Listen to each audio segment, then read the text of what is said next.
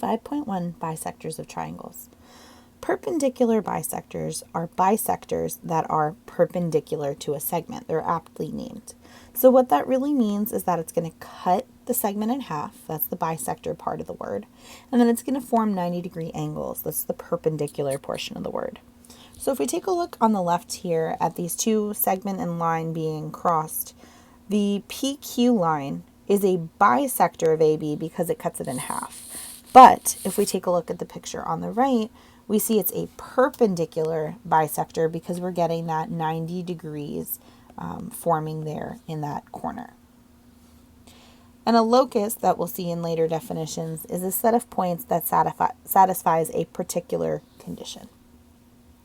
So we have two theorems.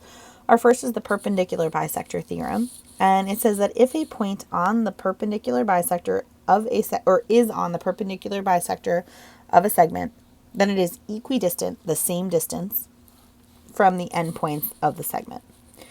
If CD is a perpendicular bisector of AB, then that means that AC and BC are going to be congruent. Okay, so if this is a perpendicular bisector, then these guys are both congruent to each other. These two. The converse is also true. So if a point is equidistant, that should be a T, equidistant from the endpoints of a segment, then it is on the perpendicular bisector. So if I know that these two are the same, then I know that this is a perpendicular bisector. That this is on the perpendicular bisector. Okay. So let's take a look. We're going to use those theorems to solve. Here we're asking what is the measure of AB. We see perpendicular. We see bisector. So that means that this is a perpendicular, that's the symbol, upside down T, a perpendicular bisector. Because it's a perpendicular bisector, we can apply the theorem, which states that these two are going to be equal. So if we want to find AB, it should be the same as AD. So since AB is going to equal AD, that means that AB is 4.1 units long. In the next picture, we want to find WY. That's this small portion right here. I see we have the 9 and the 9, which means those are the same measure. They're congruent. I also see this 90 degrees forming. So since I have really an isosceles triangle here, this perpendicular is going to be a bisector. So these two are going to be equal. So if this is 3, this is also 3. So WY should equal YZ, which means that WY is equal to 3. And using very similar logic down here, we want to find the measure of RT. We see we have perpendicular and that it's a bisector, which means that these two sides must be equal.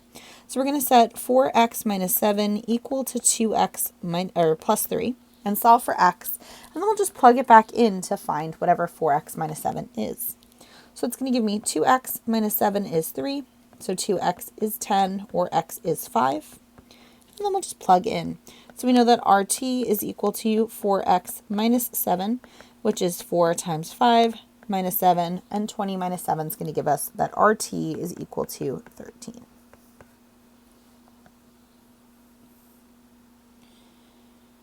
If WX is 25.3 and YZ is 22.4 and WZ is 25.3, find XY. We have too much information here. We see bisector, we see perpendicular. That means that these two are going to be the same. So this is also 22.4.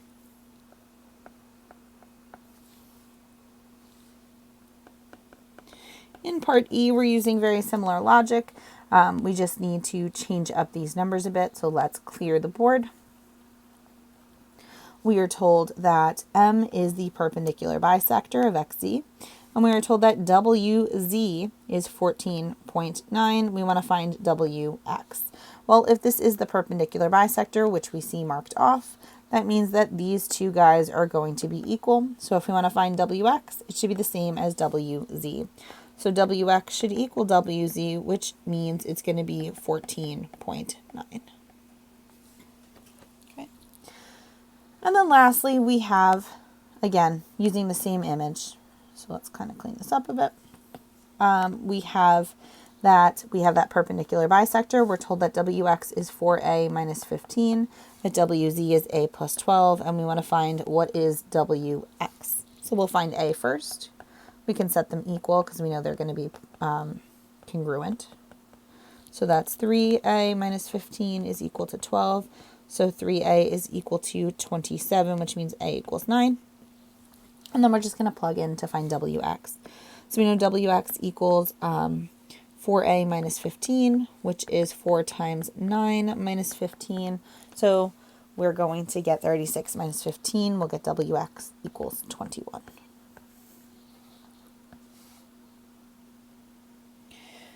We also have something called concurrent lines. Think if you've ever seen any like kind of cheesy doctor shows, you'll hear them say, I concur, and that means I agree. I have something in common with you. I think the same way.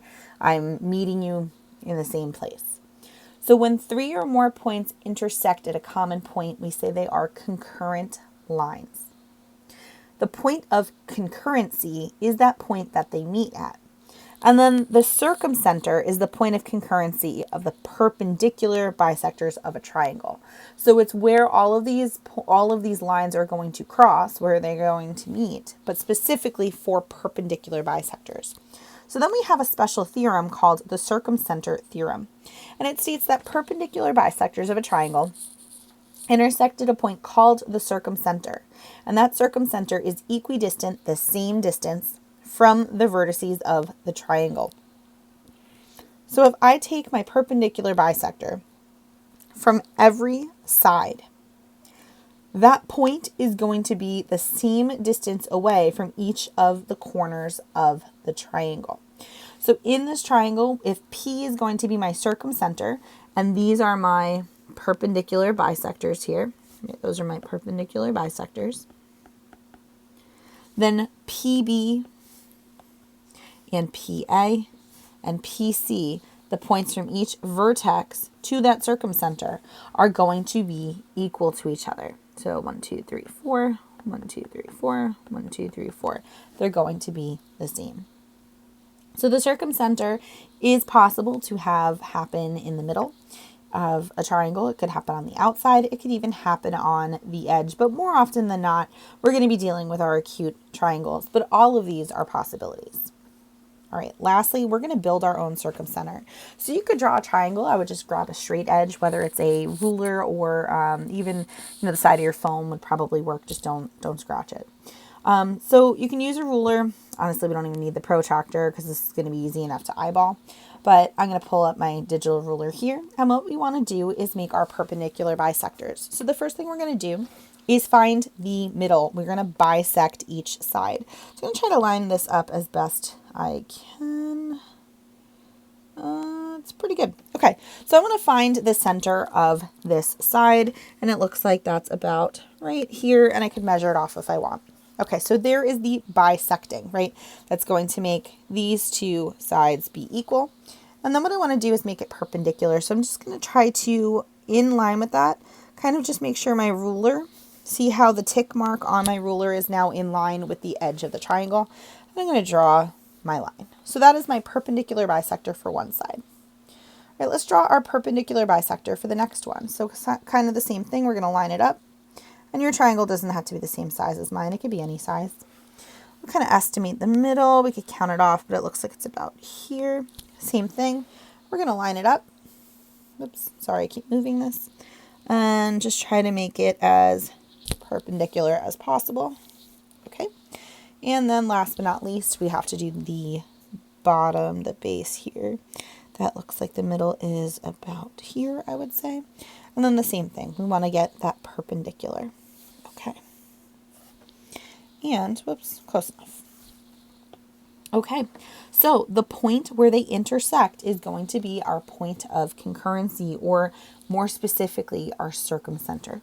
So this point right here is my circumcenter. And then what we can do is measure from that circumcenter to the edge, to the corner of each vertex. And it should be the same length. Now, it's kind of hard because I drew that kind of thick, but it looks like on my small little line here that's 1, 2, 3, 4, 5, 6, and I don't know, 6.2, 6.3. Okay, so let's check the other ones. Yeah, it sounds about right. Now it's hard to, measure on the computer, but I would say, yeah, that's about 1, 2, 3, 4, 5, 6.23. Yep. And then let's measure from this vertex to the circumcenter.